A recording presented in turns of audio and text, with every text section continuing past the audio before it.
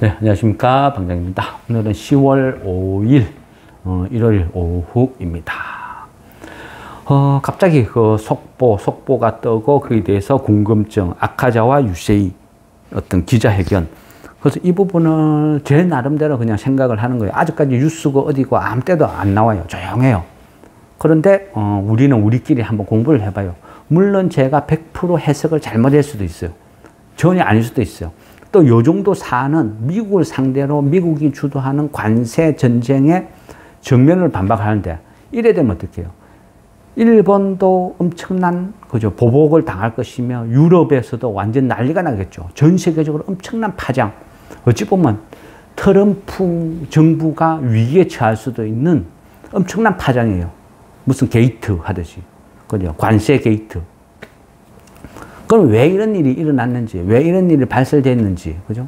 여기에 대해서 이제 심각하게 거론이 될 수도 있다. 저는 이제 개인적으로, 그런 생각을 해요. 앞전에도 한번 비슷한 생각을 했는데요.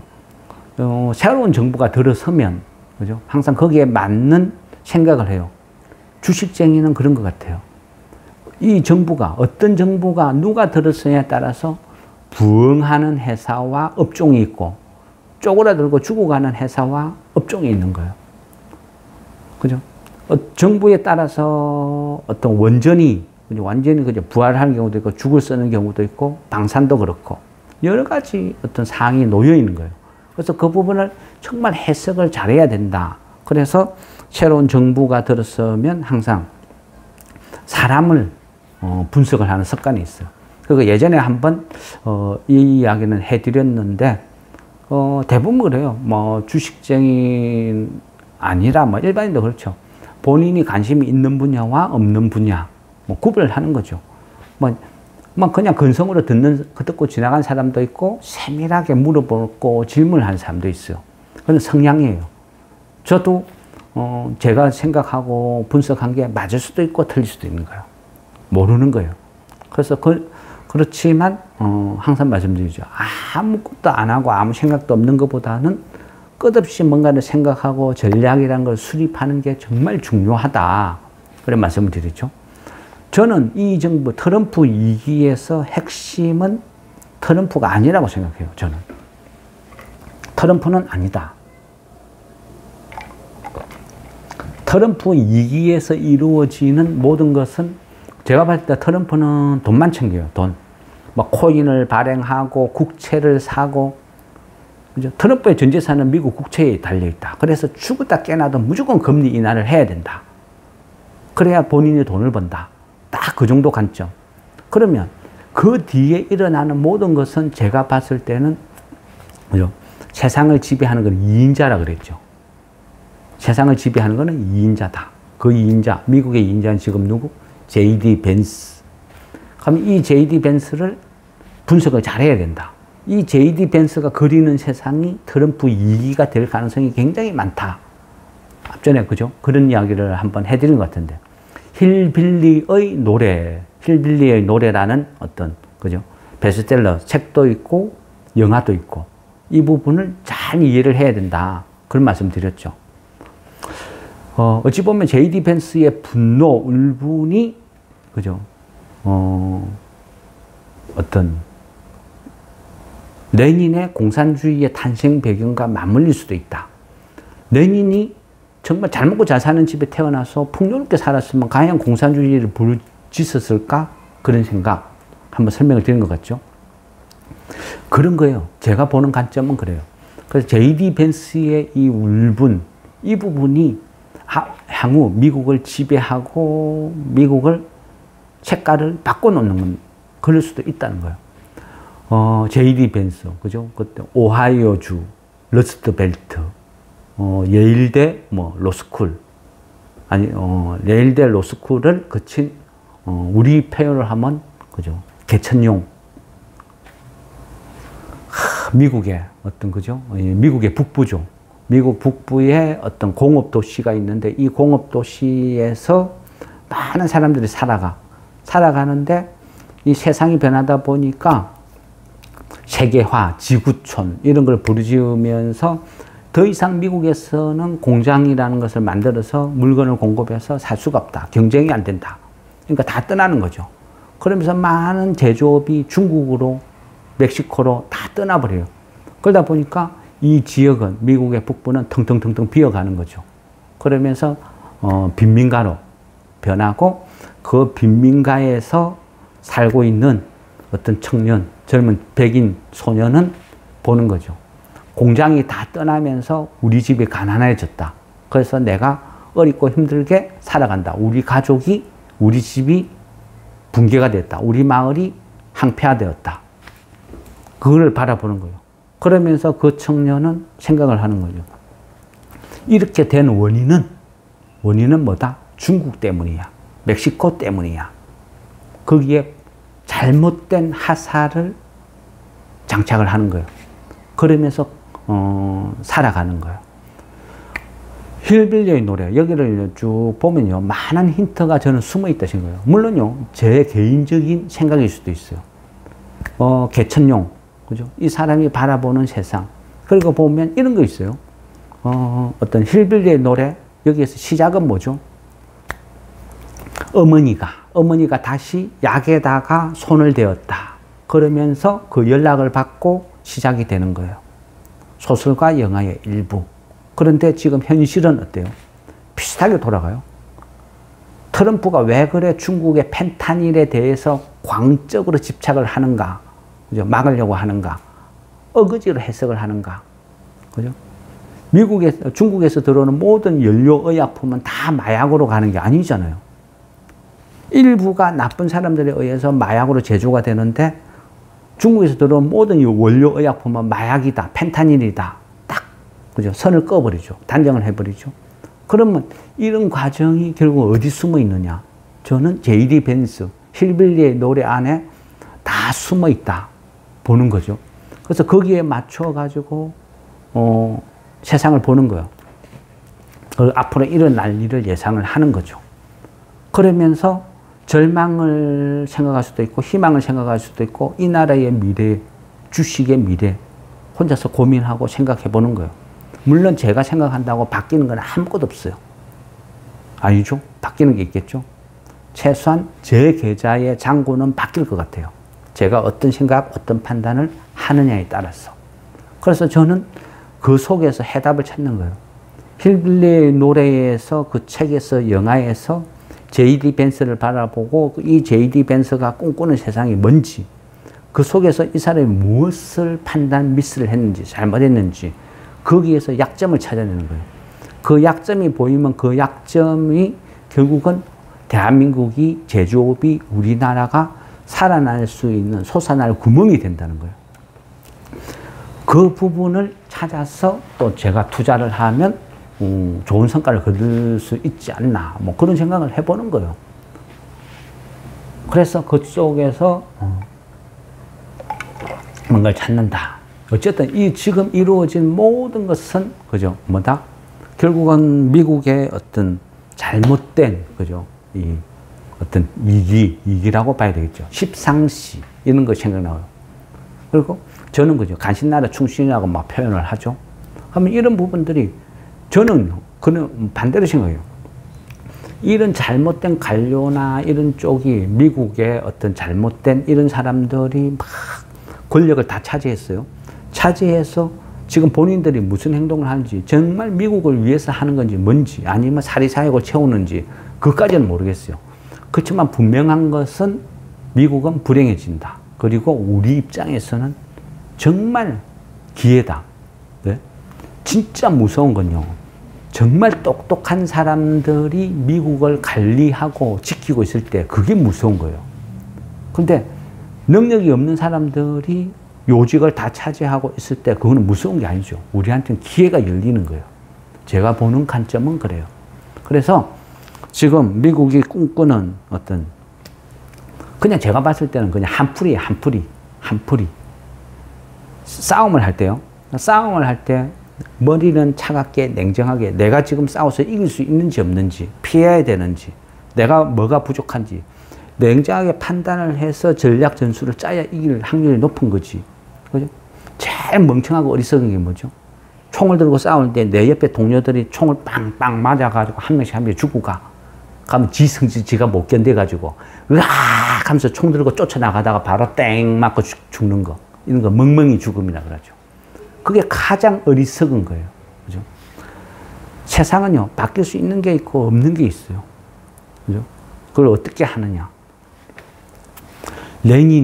그죠? 레닌이 공상주의를 꿈꾸고 산업혁명이 일어나면서 전기기관이라는 게 막 들어서면서, 그죠? 공업화가 빠르게 자동화가 이루어지면서 많은 노동자들이 해고가 되었어. 그 속에서 내가 실업자가 되고 돈이 없으니까 가난해지니까 처자식이 굶어 죽는 이런 일이 벌어졌어. 그래서 세상에 대한 울분으로 자본가에 대한 반항으로 공산주의를 부리짓고 했단 말이죠. 그런데 만일 그죠? 산업혁명이라는 게 안 이루어졌으면, 전기기관이라는 게 개발이 안 됐으면, 그죠? 과연 행복했을까요? 어찌 보면요, 더 많은 사람들이 굶어 죽을 수도 있겠죠. 그게 어찌 보면 역사라는 거예요. 내 개인적인 입장에서의 울분이 세상을 바꿀 수는 없다는 거예요. 그러면 J.D. 벤스의, 그죠? 이 J.D. 벤스가 꿈꾸는 미국의 북부를 다시 부활시킨다. 러스트벨트를 다시 부활시킨다. 다시 화려한 공업도시로 부활시킨다. 이게 가능할까요? 저는 절대 불가능하다고 생각해요. 할 수가 없어요. 그런, 예전에 우리가 잘 아는 분 있죠. 스티브 호킹 박사. 이분이 책을 쓴 책 중에서 이런 이야기 있었어요. 앞으로 인류가 멸망한다면 3차 대전이 일어난다. 인류가 싸우게 된다. 이래 되면 그 어떤 위기가 맞닥뜨린다고 하면 뭐 핵전쟁. 그 다음 위기는 뭐냐 하면 인공지능. 근데 인공지능 그 다음 세상은 뭘까? 뭘 것 같아요? 돌도끼라 그래요. 돌도끼. 인공지능 그 다음 세상은 아마 인류가 돌도끼를 갖고 싸우고 있을 것이다. 그런 이야기를 하더라고요. 이게 뭐지? 뭐냐? 점점요. 이 어떤 지금 우리가 많은 천문학적인 어마어마하게 많은 돈들을, 그죠? 구글이다 뭐다 해서, 그죠? 챗GPT 뭐 이런 새로운 게 막 세상에 나왔어. 모든 자본을 AI에, 그죠? 올인하고 있죠. 그러면 AI만 성공하면, 개발되면 정말 잘 먹고 잘 살고 모든 게 자동화되고 AI를 이용해서 최첨단 제품들이 끝없이 쏟아질 것 같을까요? 저는 아니라고 봐요. AI는요, 보조수단이에요, 보조수단. AI가 주체가 될 수가 없다. 저는 그런 생각이에요. AI는 보조수단이다. 근데 누구를 위한 보조? 그 분야의, B 플러스 이상급의 전문가를 보조를 해줬을 때 이 B 등급의 표현이 좀 이상한 것 같아요. 그러면 공부하는 학생이 있습니다. 공부하는 학생? 이것도 좀 이상한 것 같아요. 그냥 이제 B급, 이제 제 같은 이제 뭐 그냥 평범한 사람이 인공지능이 도와주면 천재가 되는 거예요. 아이언맨, 그죠? 아이언맨을 생각하면 돼요. 아이언맨, 토니 스타크, 얘가, 그죠? 막 뭔가를 해. 근데 옆에 있는, 그죠? 이 인공지능이 자비스죠, 자비스. 이 인공지능 자비스가 내가 원하는 걸 질문해줘. 야, 지금 얘는 어때? 얘는 어때? 얘는 어때? 질문하면 얘가, 인공지능이 끝없이 나한테 막 설명을 하고 도와줘. 그러므로 해서 나는 쉽게 뭔가를 빨리 막 풀어나가죠. 컴퓨터에 앉아가지고 뭐 검색어 넣고 이건 어떻고 찾고 그런 게 아니죠. 근데 인공지능이 도와줌으로 해서 나는 엄청난 능력을 발휘해요. 그런데 반대급부로 시간이 흘러서 이 아이언맨, 토니 스타크라는 이런 사람이 사라지고 없어. 죽어버렸어. 사람이 없어. 그러면 자비스만 남았어. 이 자비스는 누구를 도와줘야 돼요? 도와줄 사람이 없죠. 변하지 않는다는 거예요. 인공지능이 끝없이 발달을 해서 그 인공지능이 독자적으로 뭔가를 할 수 있다? 저는 그렇지는 않다 생각해요. 그거는 아주 먼, 한 1000년, 2000년 후에 뭐 더 먼 미래가 그래 될 줄은 모르겠어요. 그렇지만 지금은 인공지능은 아무리 발달해도 보조수단이다. 저는 그런 관점. 그럼 누구를 보조를 하는데? 결국은 얘가 공업화, 공장을 이야기하면요. 이 공장에서 최소한 한 10년 정도 되는 경력자를 인공지능이 도와줬을 때 엄청난 시너지 효과가 나타나는 거다. 그렇게 생각해요. 의료용 AI를 개발을 했다. 근데 이 의료용 AI를 어떻게 써먹을 것이냐. 내가, 이제 인턴을 벗어난 한 1, 2년 정도 되는 경험을 가진 의사야. 내과 의사야. 그럼 내가 수술을 해야 되는데, 환자를 배를 갈라서 그 암세포를 봤는데 내가 경험이 너무 미쳐나니까 판단을 잘 못해. 그런데 인공지능이 시키는 거죠. 인공지능이 수많은 사례를 짧은 분석을 해서 얘는 암세포가 맞고 이래 해가 절개를 해서 이렇게 하면 될 것 같아. 알려주는 거죠.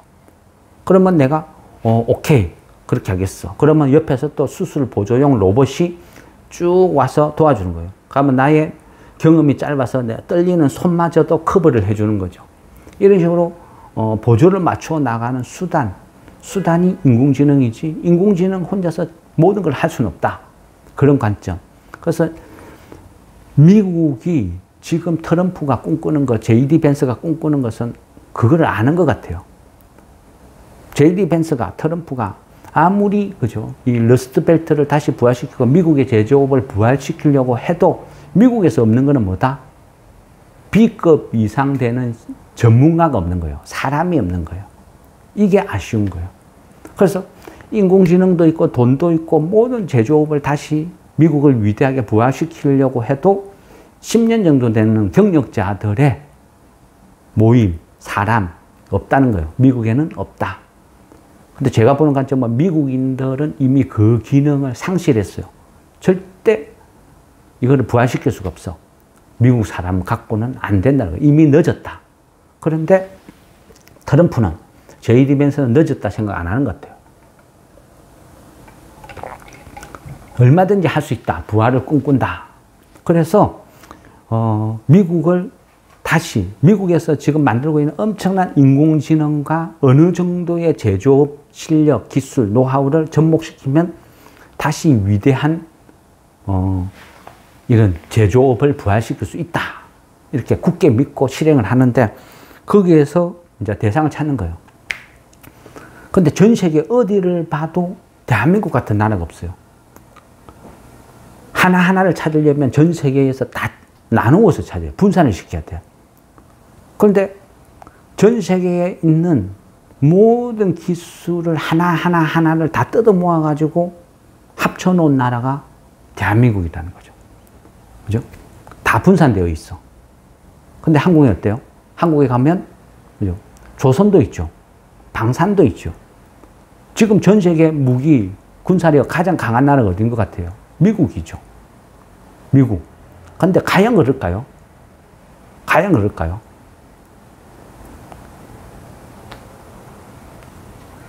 과거로 1500년대로 되돌아가서 임진왜란이 난이 벌어졌어. 일본이 막 130척의 배를 갖고 막 와. 가면 이순신 장군과 나대용 장군이 고민을 하고 있어. 그러면서 나대용 장군이죠. 장군 기다려 주십시오. 제가 기발한 걸 하나 만들겠다. 거북선이라는 걸 내가 계획을 하고 있는데 막 얘기했어. 근데 그때 짠 가는 거죠. 뭔 소리 하노? 그 거북선이 뭐가 다 필요 없고 요거 하나 줄 테니까 요거로 해라. 그게 뭔데? 장보고함이라고. 우리나라 조선소에서 만든 건데 기똥차다. 가면 그죠? 초토화 시켜버리겠죠. 나무 목선배 1000대가 와도 그냥 초토화 시켜버리겠죠. 그죠? 어떤 그런 차이. 태평양 칠함대가 아무리 위세를 떨쳐도 시간이 지나면 고철이 되는 거예요. 유지 관리 때문에. 새로운 거는 끝없이 만들어야 돼요. 미국은 점점 군사력이 태화돼가. 최신.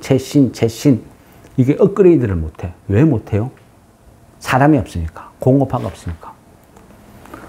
얼마 전 그죠? 보잉에서 일어났던 사태. 이거는 진행형, ing예요. 끝난 게 아니에요. 보잉에서, 그죠? 전 세계에서 탑으로, 최고로 잘 만드는, 비행기를 잘 만드는 보잉이 이제는 점점 비행기를 못 만드는 회사로 변신해 가는 거예요. 왜 그런 일이 벌어지죠? 일이란 건 결국 사람이 하는 거예요. 그 사람이 떠난 거예요. 어디로? 에어버스로. 그럼 왜 떠났어? 그죠? 그래 되면 뭐 경영층의 어떤 잘못된 판단 어쩌고 하면 상황은 복잡해지죠. 결국 뭐다? 최첨단 국가, 최첨단 인공지능을 보유하고 있어도 그 일을 하는 주체는 결국은 뭐다? 사람이라는 거죠, 사람. 그래서 인공지능이 아무리 개발을 하고 미국이 뭐를 하고 해도 결국은 필요한 것은 사람인데 그 모든 것들이 한국에 있다. 조선업도, 방산도, 그죠? 반도체도 모든 게 대한민국에 있다. 대한민국의 기술력만 통째로 미국에 이전할 수 있으면 미국의 고민을 한 방에 다 해결할 수 있어. 근데 그게 쉽게 안 되죠. 또 미국 입장에서는 쪽팔리고 자존심 상하고 또 본능적으로 뺏고 싶은 거야. 찬탈, 싸게. 그럼 그 방법을 고민하는 거죠. 뭐가 있죠? 가장 좋은 거는 이미 경험했죠. 뭐? IMF. IMF는 거는 뭐죠? 한국의 원화를 똥값을 만들어버리는 거죠. 그죠? 1달러를 사는데 지금 1,400원을 줘야 돼. 근데 1달러를 사는데 1,800원을 주는 세상도 있었죠. IMF. 그런 식으로 뭐다? 원화를 똥값을 만들어버리면 대한민국에 있는 많은 기업들을 망하게 만들고 그 망한 기업들을 싸게 똥값에 왕창 쇼핑해서 미국으로 다 갖고 갈 수 있겠죠. 기업을 산다는 것, 회사를 산다는 것은 그 회사의 기술력을 통째로 가져갈 수 있는 거예요. 엄청난 위력이죠. 대한민국의 삼성전자, 하이닉스 둘만 그죠? 뭉쳐도 미국 경제, IT, 전자, 실리콘밸리 초토화시킬 수 있어요. 그게 현실. 대한민국이 안 도와주면 미국의 조선업이 절대 부활 못해요. 불가능. 그러면 태평양 앞바다는 중국한테 다 내줘야 되는 거예요. 그 유일한 해결책을 한국이 갖고 있는 거예요. 방산도 똑같아요. K9 자주포부터 해서 많은 것들을 미국은 못 만들어. 원전에 대한 원천 기술은 미국이 갖고 있지만 미국은 원전을 못 만들어. 그 생태계가 다 파괴된 거예요. 중국과 미국이 싸우면 항상 하는 얘기죠. 중국이 하는 얘기가. 미국이 그죠? 그 막강한 전투력으로 혼내주겠다 하면 중국은 그래요. 우리는 나무젓가락으로 싸우겠다. 우리가 나무젓가락을 안 주면 너희들은 맨손으로 밥을 먹어야 된다. 누가 이기나? 그런 이야기 하죠. 일찍이 중국은 알아본 거예요. 제조업이 붕괴된 미국은 절대 살아날 수가 없다. 그래서 시간 싸움이다. 중국이 시간만 오래 끌면 결국은 무너지는 것은, 지치는 것은 미국이다. 다시 원점으로 돌아가서 제가 보는 관점은 그런 거예요. 아카자와 유세이 이 양반의 어떤 그 AFP 통신의 인터뷰 이 내용을 쭉 봤을 때 결국은 미국이 노린 것은 뭐였나? 한국을 제2의 IMF로 빠뜨려서 붕괴시켜서 원화의 가치를 폭락시켰어. 한국의 기업을 뺏고 싶다. 근데 원화를 공격하고 붕괴시키는 가장 좋은 방법은 뭐다? 제2의 IMF를 만드는 거다. IMF를 만들기 위해서는 어떻게 해야 된다? 그죠? 한국이 갖고 있는 돈, 그죠? 4천억 달러, 4,160억 달러, 여기를 다 뺏어버리면 돼. 다 뺏어버리면 강탈해 가면 방어력이 없어져. 그럼 환율이 폭락을 하는 거죠. 초토화되는 거예요. 그럼 IMF를 자연스럽게 그죠? 이용해서 제2의 IMF로 몰아가면 한국의 많은 기업들이 IMF 때처럼 쇼핑할 수 있는 좋은 찬스가 온다. 이런 것들을 노렸다. 그래서 일본을 이용했다. 일본한테 너희들한테 5,500억 달라 이거 해달라 이거는 전부 쇼다. 관심도 없다. 일본한테는 관심도 없다. 오로지 공격의 대상이었던 것은 한국이다. 한국의 경제. 왜? 자기네들의 어떤 부족한 것을 메꾸기 위해서. 그러면 얘가 이제 폭로가 됐어. 그럼 어떻게 돼요? 그럼 우리는 휴, 한숨 돌렸다. 이거로 끝날 것이냐? 아니면 반대가 되는 거예요. 전 세계가 한국의 위대함, 한국 제조업의 위대함, 미국이 그토록 갖고 싶어 하는 한국의 위대함이 오히려 알려지는 거예요. 가치가. 근데 그 가치를 먼저 눈치챈 월가가 먼저 배팅을 친 거예요. 죽으라고 배팅을 친 거예요. 왜? 알았던 거죠. 월가는요, 월가는 그래요. 똑같은 유대인이라 해도, 다 같은 전체 집단이 같지가 않다는 거예요. 우리가 요거는 이제 음모론이 될 수도 있어요. 그죠? 프리메이슨, 아니면 일루미나이트, 이런 것들을 쭉 보다 보면, 여기서 똑같은 유대인에서도 또 파가 갈라지는 거예요. 그죠? 가문에 따라서. 로스차일드 가문이 왜 달러를 지배하고 있지? 정부가 아닌 왜 개인 가문이 달러를 한국은행의 역할을 하지? 이런 의문. 그죠? 각자 어떤 이익, 집단, 어떤 이런 것에 따라 다 틀린 거예요. 근데 어쨌든 지금 중요한 것은, 그죠? 이런 어떤 속사정이 있은 것 같다. 근데 그 과정에서 이 스토리를 눈치챈 월가는 반대로 한국의 위대함에 배팅을 쳤다. 트럼프가 절대 못 뺏어온다. IMF로 다시 갈 수가 없다. 그래서 그 반대에다 배팅을 쳤다. 저는 그렇게 봐요. 그래서 앞으로 이 상태가 만약 이래 되면 어떻게 돼요? 우리는 관세 때문에 고민을 했죠. 이 관세가 자폭으로 끝났어. 일본의 자폭. 우리는 미국과 싸울 준비를 딱 하고 있었는데 엄한 데서 죽창을 한 대 날려준 거예요. 근데 제대로 급소를 찍어버린 거죠. 그래서 우리는 가만히, 추석에, 그죠? 추석에 가만히 앉아서 선물을 받은 거야. 이건 뭐지? 그죠? 호국용 같은 거. 나라의 위기가 처해가지고, 그죠? 사람들이 막 지금 고민을 하고 있어. 고민을 하고 있는데, 하늘에서 그런 문무왕이, 하면서 이 나라에 국난이 닥쳤을 때는 내가 가서 도와주리라. 그래서 우리나라 사람들은 지금 만파십적이 어딨지, 만파십적이 어딨지 하고 막, 그죠? 희망을 찾으려고 노력을 하는데, 생각지도 않은 엄한 데에서 승전보, 낭보, 축포가 뻥 터진 거예요. 그죠? 지금은 어떤 그런 상태다. 아카자와 유세이. 혹시 백제 후손인가? 어쨌거나 지금은 그런 상태다. 그래서, 어찌 보면요. 추석 이후에 이 장세는 미국의 어떤 몰락, 그죠? 약간 어떤 거죠. 이 심하면 제가 보는 관점으로요. 어떤 트럼프 게이트, 이런 식으로 엄청나게 확산될 가능성도 있어. 왜냐하면 전 세계를 상대로 삥을 뜯었기 때문에. 그죠? 그래서 이거는 심각하게 엄청난 파장으로 몰고 갈 수도 있다. 그 파장에, 그죠?